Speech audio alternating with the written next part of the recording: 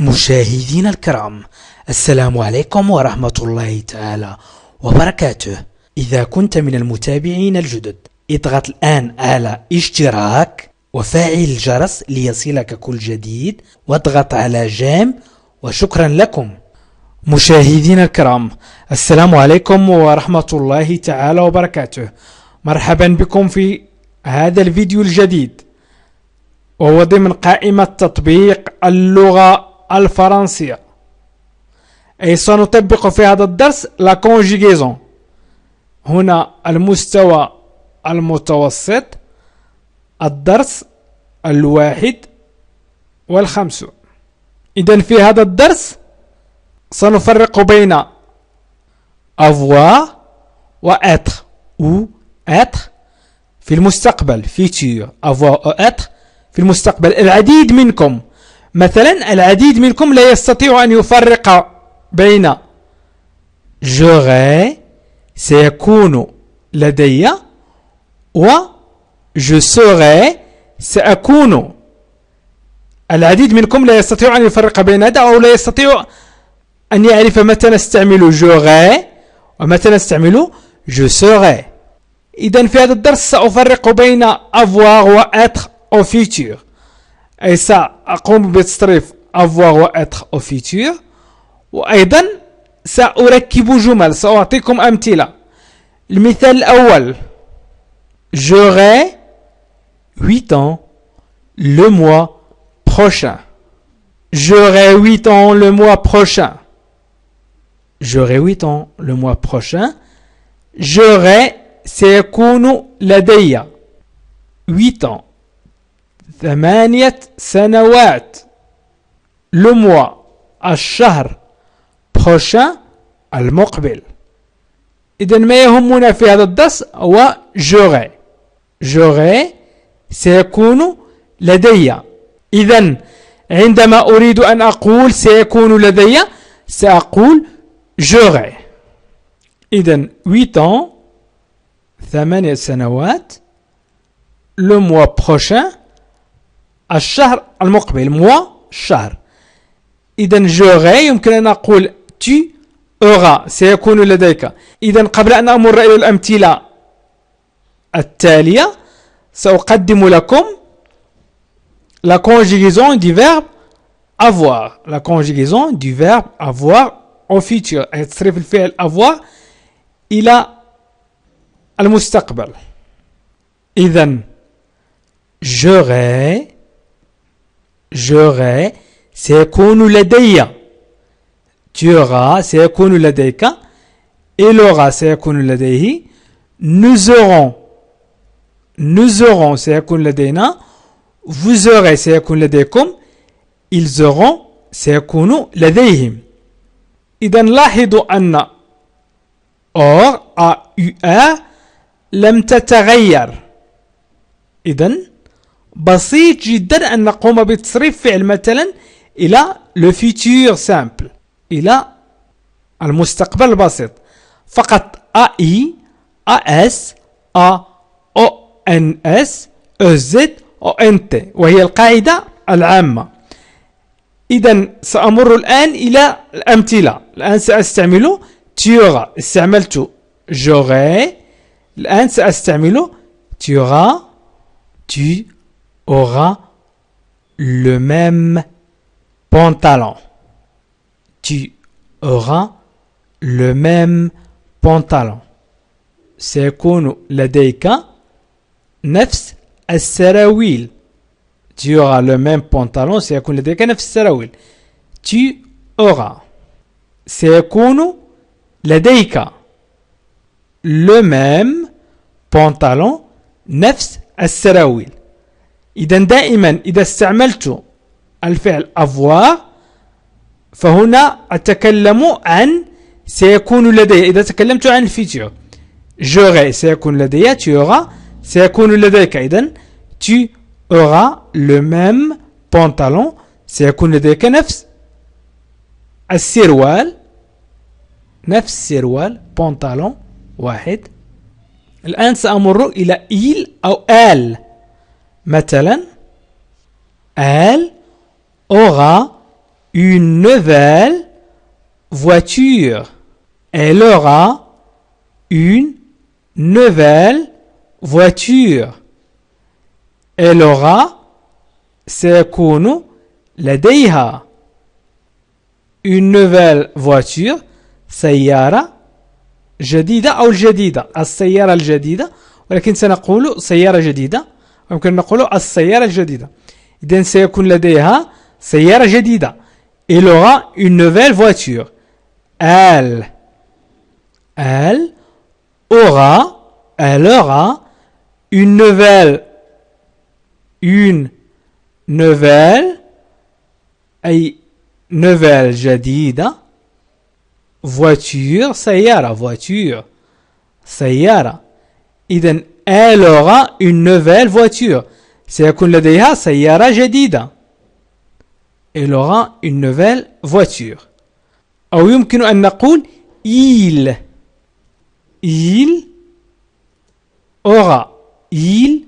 aura une nouvelle voiture إذن هو سيكون لديه سيارة جديدة il aura une nouvelle voiture إذن يمكن أن تقول سيكون لديه منزل مثلا il aura une maison سيكون لديه il aura une maison سيكون لديه منزل إذا أردت أن أقول مثلا بسرعة لديه منزل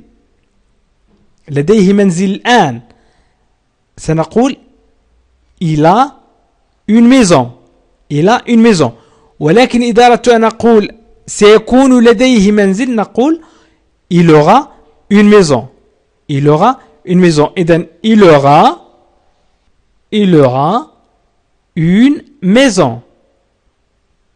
une maison منزل il aura سيكون لديه une maison أي منزل إذا أردت أن تقول مثلا في الشهر المقبل سيكون لدينا سيارة أو منزل أو في الشهر المقبل سيكون لدينا فرصة للالتقاء ستقول le mois prochain nous aurons l'occasion de nous rencontrer le mois prochain nous aurons l'occasion de nous rencontrer le mois prochain أي في الشهر المقبل أو الشهر المقبل le mois شهر prochain المقبل nous aurons سيكون لدينا l'occasion de nous rencontrer الفرصة للقاء أو للالتقاء إذن le mois prochain nous aurons سيكون لدينا le mois prochain أي في الشهر المقبل أو الشهر المقبل l'occasion هي فرصة l'occasion de rencontrer هو الالتقاء إذن le mois prochain nous aurons l'occasion de nous rencontrer في الشهر المقبل سيكون لدينا الفرصة للقاء l'occasion أي فرصة occasion فرصة vous aurez un temps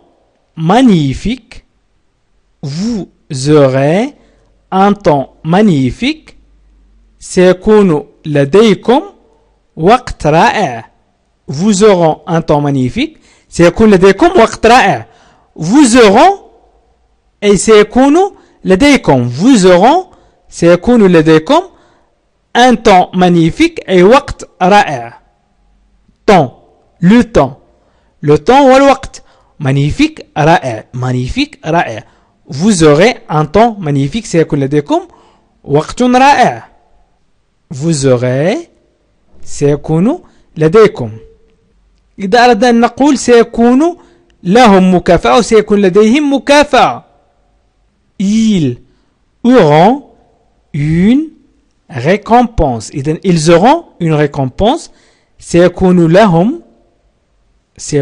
لهم une récompense مكافأة ils auront une récompense. Une récompense. إذا الآن سأمر إلى الفعل être. سأكون مثلا je serai, la conjugaison du verbe être au futur أي تصرف الفعل être إلى المستقبل هو je serai, tu seras, il sera, nous serons, vous serez, ils seront. لاحظوا مشاهدينا الكرام أن سير بقيت على حالها، يعني نضع سير ونضيف لها la terminaison AI, AS, AONS, EZ, ONT. إذن je serai, tu seras, il sera, nous serons, vous serez, ils seront. الآن سأعطيكم أمثلة. je serai plus prudent. سأكون أكثر حذرا. لاحظوا أن الفعل être استعملناه عندما نريد أن نتكلم عنا، عن شخصنا، عن نفسنا. نستعمل الفعل être عندما نريد أن نتكلم عن نفسنا، سأكون حذرا. ولكن الفعل avoir نستعمله عندما نريد أن نقول أننا نملك شيء ما أو سيكون لدينا شيء ما. نقول tu auras le même pantalon، يعني سيكون لك نفس السروال. tu auras le même pantalon. أو elle aura une nouvelle voiture، سيكون له نفس السيارة أو سيارة جديدة. elle aura une nouvelle voiture، سيكون له سيارة جديدة. إذن هناك الفرق بين الفعل être و avoir. الفعل être عندما نقول سأكون، أنا سأكون في حالة ما مثلا. إذن سأعطيكم أمثلة لكي تتضح لكم الأمور. إذن je serai plus prudent.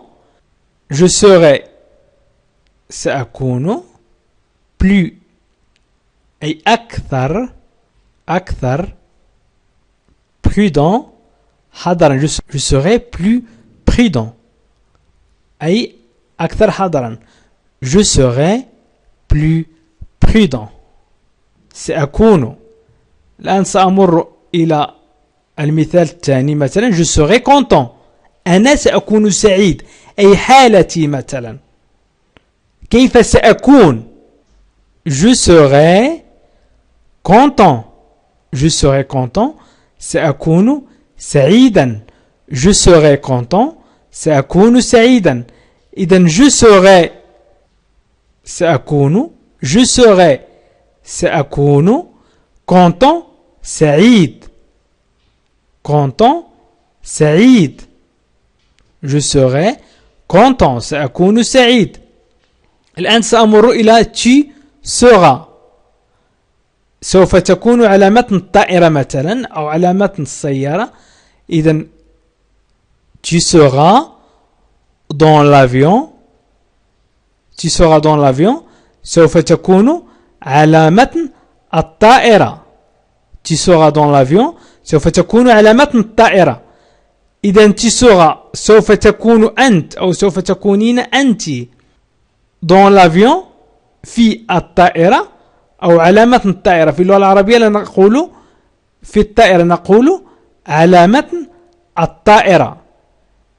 وبذلك لا يمكن أن نقوم بترجمة حرفية للجملة. إذن tu seras سوف تكون، tu seras سوف تكون dans l'avion على متن الطائرة. tu seras dans l'avion سوف تكون على متن الطائرة. الآن سأمر إلى il أو elle للمؤنث. إذن elle sera en vacances. elle sera en vacances سوف تكون في إجازة. elle sera. elle sera سوف تكون هي. سوف تكون هي لأن استعملنا elle en vacances في عطلة. en vacances في إجازة أو في عطلة. إذن elle sera en vacances سوف تكون في إجازة هي. وإذا أردنا نتكلم عنه هو سنقول il sera en vacances. Il sera en vacances. Il sera en vacances. سوف يكون في إجازة. إذن il sera. Il sera للمذكر سوف يكون. وإذا قلنا elle sera سوف تكون en vacances في عطلة. vacances نقول إجازة أو عطلة. il sera en vacances. أو en été il sera en vacances. في فصل الصيف ستكون أو سيكون في إجازة. il sera سوف يكون. elle sera سوف تكون. إذا مثلا غدا سنكون على متن القطار. نحن غدا نحن سنكون على متن القطار أو غدا سنكون على متن القطار. نقول demain nous serons dans le train. غدا سنكون. demain غدا سنكون nous serons dans le train على متن القطار. إذا demain nous serons dans le train غدا سنكون على متن القطار. demain غدا ولا يمكن أن نقول hier لأننا نتكلم عن الفيتور عن المستقبل والمستقبل لا نقول فيه hier. نقول دائما demain أو le lendemain أو l'année prochaine أو le jour prochain. nous serons سنكون. نحن سنكون dans le train في القطار أو على متن القطار. dans le train في القطار أو على متن القطار. إذا demain nous serons dans le train غدا سنكون على متن القطار. وإذا قلنا hier nous serons dans le train فهذا خطأ لأن لا يمكن أن نقول hier nous serons. لا يمكن أن نقول hier nous serons لأن hier passé ودemain الفيتور ونو serons مصرفة إلى الفيتور. لا يمكن أن نقول البارحة سنكون على متن القطار. الآن سأمر إلى vous. vous serez malade si vous mangez trop. vous serez malade si vous mangez trop.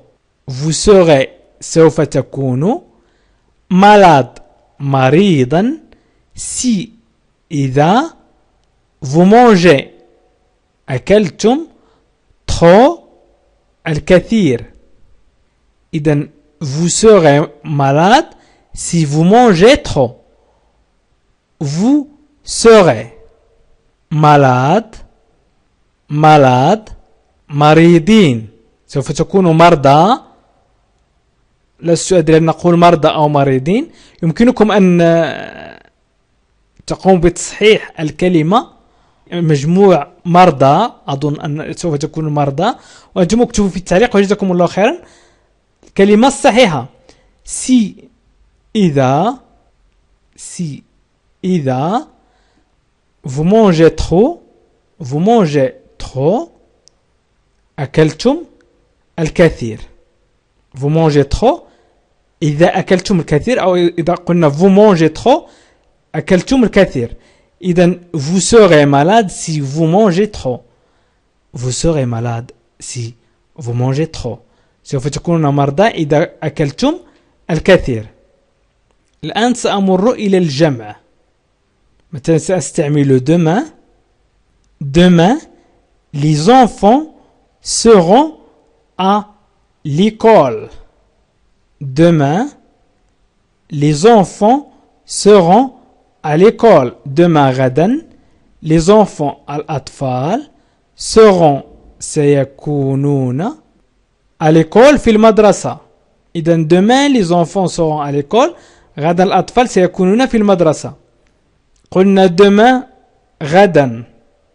demain les enfants الأطفال seront سيكونون seront à l'école في المدرسة. à l'école في المدرسة. إذن demain les enfants seront à l'école. إذن les enfants يمكن أن نعوضها ب il avec s. Ils seront à l'école. Demain ils seront à l'école. غدا هم سيكونون في المدرسة.